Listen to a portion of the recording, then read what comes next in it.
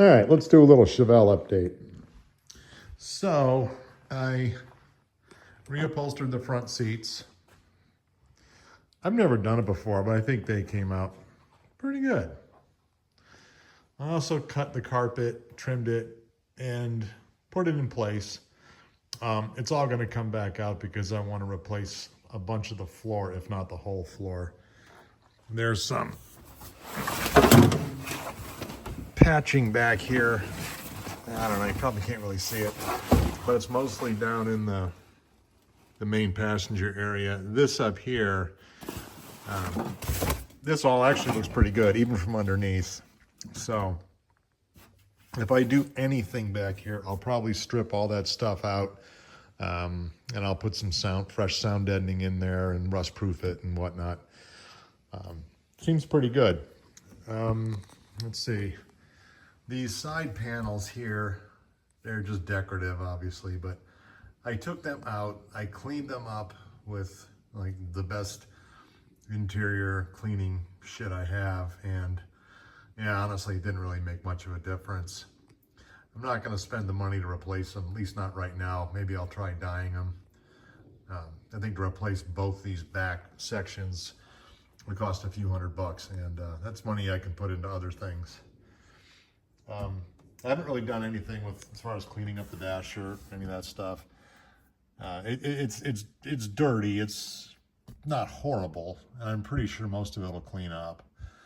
Obviously, the dash pad's cracked. You know, I could go hooligan and just throw some duct tape over the cracks and stuff for now. But, you know, other priorities. Let's see. I did settle on some wheels for this. I don't have a picture of them right now, but they're on Summit. They're not the rally wheels I was going to stick with because I just wanted to do something to help make the car pop. And then, you know, once it's repainted, they'll work really well with this car. They look a lot like the original SS wheels that would have been on this if it were an SS, but it's not. It's a Malibu convertible, which is fine. Yeah, so I do have the back seat completely out. It's over there. I stripped off all the cover. And I ordered new covers, but they came in for the wrong car. They came in for a coupe and not the convertible. And there is a difference because all the springs and stuff for the convertible top are in here, and on a coupe, they wouldn't be. So it's 6 inches narrower, but the ones I got were too wide. So anyway, that's fine. They'll be here shortly, I'm sure.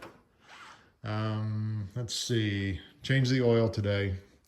It has the old canister style filter, which is kind of a pain, but next time I do it, I'm going to convert it over to a cartridge filter, you know, like the modern stuff from 1970, just to make it a lot easier. It's pretty common conversion, and it was just a little messier than I wanted it to be. So, yeah, other things, I mean, this is like the kind of stuff I'm practicing my welding, so I think I should be able to repair that.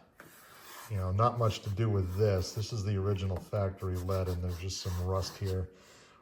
Now I'll figure out a way to do that, get that smoothed out, because I am going to repaint this thing. I got to get on some of this rust while I can. There's a couple little bubbles here. The doors are actually in really good shape. The body itself, there's some, crummy Bondo-y patches through here, but you know, I don't know. I don't think I'm going to go to any great lengths to, you know, put new quarter panels or anything like that on here. I can just, you know, put in some patches and stuff. You know, there's one right there. I think it's probably Bondo. I don't want to flick it off yet.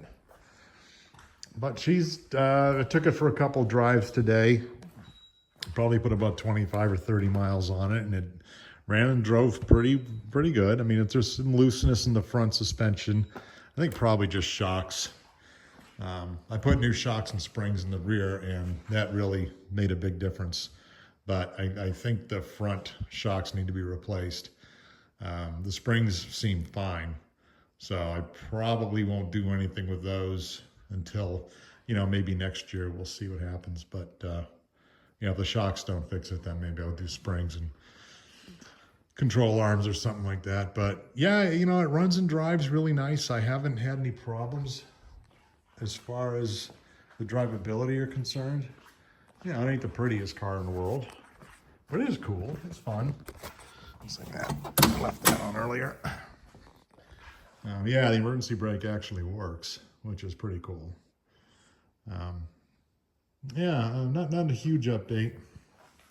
I have been working on, you know, practicing my welding. Got this thing up, fired up and going, and, you know, did a couple of little beads and stuff. I'm not going to show them because I'm not too proud of them, but I'm getting there. I got some more steel today to go just to practice on. Try welding that together, and you know, I'll screw around with it. But yeah, it's kind of fun. It's technically trickier than I thought, but it's nothing I won't be able to figure out. But yeah, I don't think I'm going to do a huge frame off restoration thing. I'll probably replace the body mounts by jacking the body up off the frame and then just going around and just replacing them one at a time, because the ones in the back are almost completely gone. The ones in the front are also pretty bad, but in the back they're the worst. Yeah, I did put a new gas tank in it also. So that's working fine. The gas gauge is working now. Yeah, the new shocks and springs in the back really made a big difference. So all in all, good progress. I'm happy with it. And it's still drivable, which is important, at least until winter, when I'm not going to be driving it, and I, you know, don't want to sit outside and look at the gray, snowy sky. I can come out here, fire up the heater, turn on some music, and play around with the car. I do have the front timing cover is leaking. I knew that when I bought the car. It leaks about a drop every 2 or 3 days. No rush to get to that, but that's something I'll probably attack. And of course, that means I'll probably put a new water pump on it and a new timing chain, because, you know, what the hell, I'm in there, might as well do it. New hoses, that kind of thing. But yeah, it's a good, strong running little 283. Doesn't make any noise, doesn't have any bad habits. It's only a 2-barrel carb, but, you know, keeps it simple. And it worked. Everything works fine under the hood, so no complaints there at all. Yeah, it's just a little bit cosmetically wanting, but yeah, I get a lot of thumbs up and a lot of beeps and a lot of cool cars when I'm driving around, so that's always fun. But yeah, it is fun to drive. You know, these old school convertibles are just so neat. So yeah, I'm hoping that by the time we get back from our Utah trip, I'll have all the materials I need to recover the seats and have that put back together. And then yeah, we'll update. So anyway, hope all's well with all y'alls, and we'll catch you later. Bye.